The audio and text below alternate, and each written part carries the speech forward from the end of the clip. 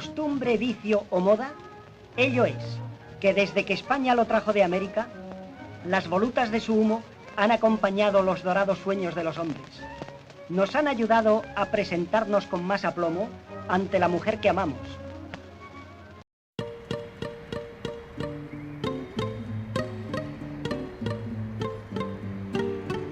Bueno, aquí en la entrada estaba la portería, donde fichábamos. Después estaba la capilla. Y aquella casa que ve allí era la del director. Y aquí era la torre donde estaba el depósito y abajo eran las oficinas de la fábrica.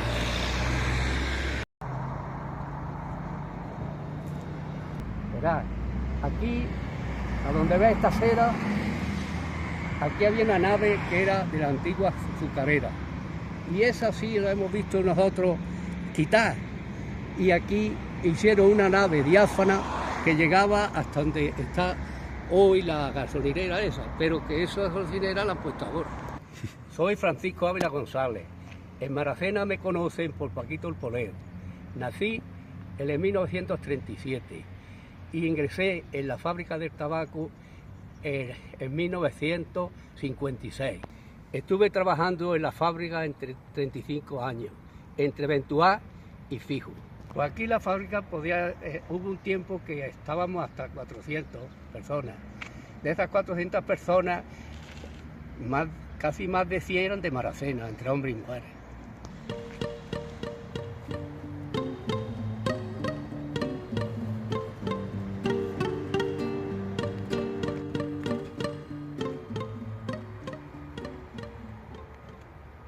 Mi padre entró por 1944, por esa fecha, y fue porque teníamos una asa en Bobadilla de 12 majales y que no eran propios, eran arrendados, y el centro de la dirección del tabaco compró 5 majales para los semilleros y posterior también las casas para los obreros. Esta nave fue de las últimas que se hicieron, luego se hicieron otras posterior más abajo. Aquí en este espacio es donde se hicieron las últimas naves. ¿No ve aquella higuera, aquel arbolillo que hay allí al lado del Cortijo del Conde? Pues ahí estaba la entrada. Y ahí estuvimos nosotros supervisando el tabaco, porque ya no pertenecíamos a la fábrica del tabaco, pertenecíamos a la empresa de Cetasa. Las labores del campo eran las siguientes. Primero se plantaban los semilleros. Cuando la planta estaba crecida con unos 7 centímetros, se trasplantaba en los arroyos.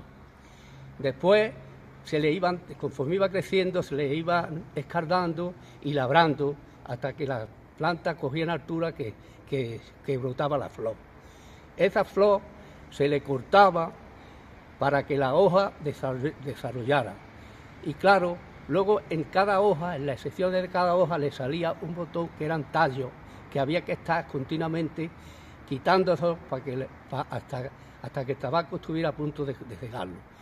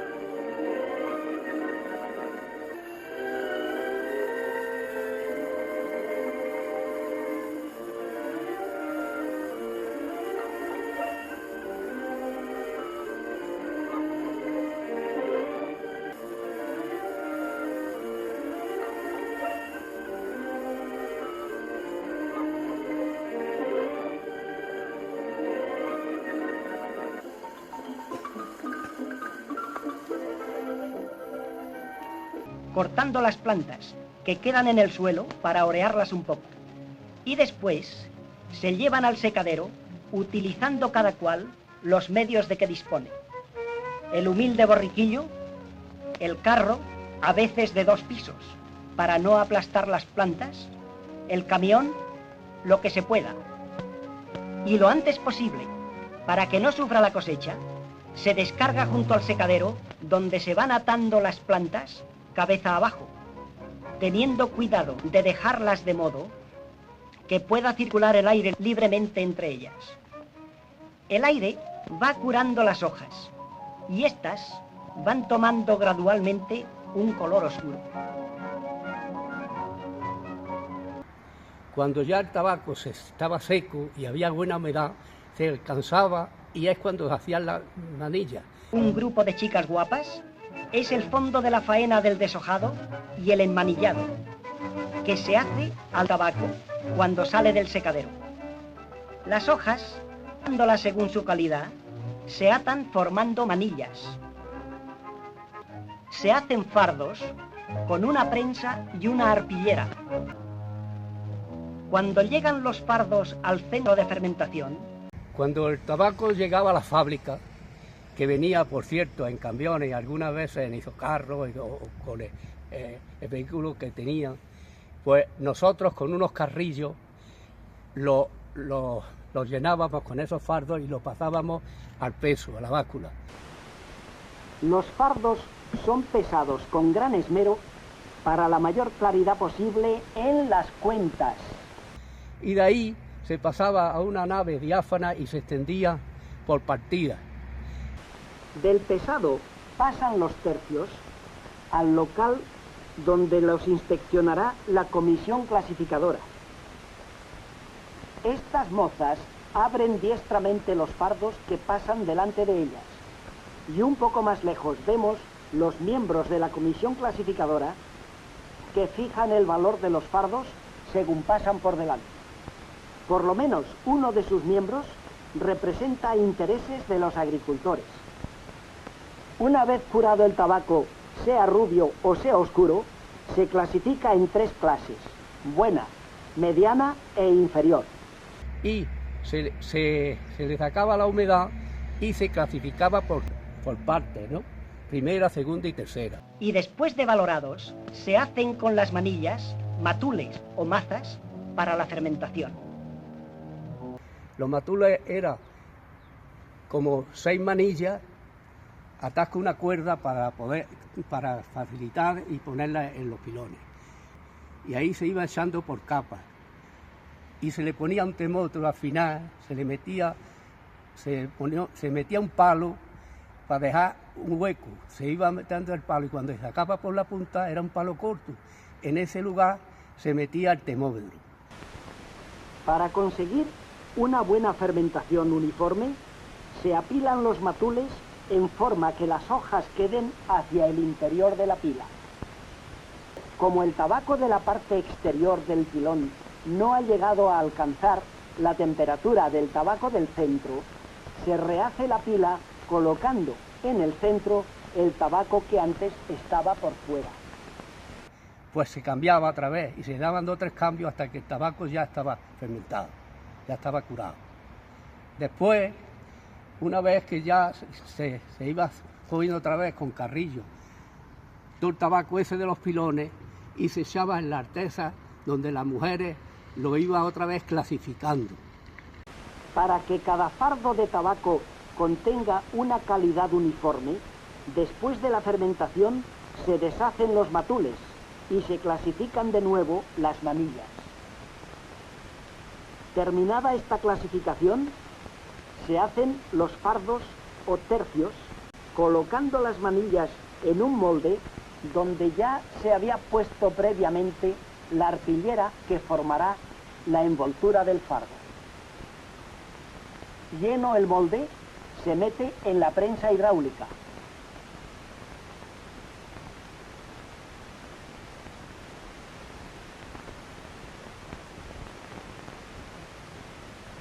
Solo falta ahora coserle las tapas.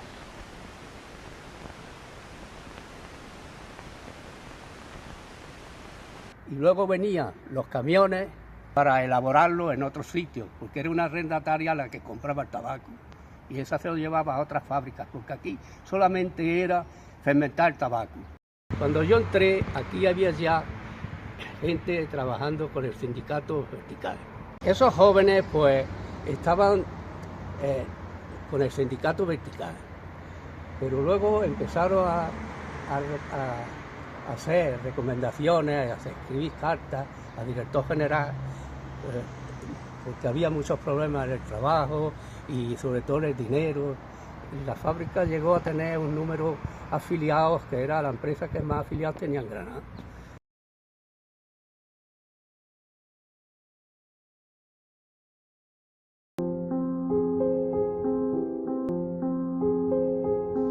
Aquí os puedo presentar el libro que hice hace unos años sobre mi vivencia en la fábrica de tabaco, donde estuve 35 años hasta que me jubilé.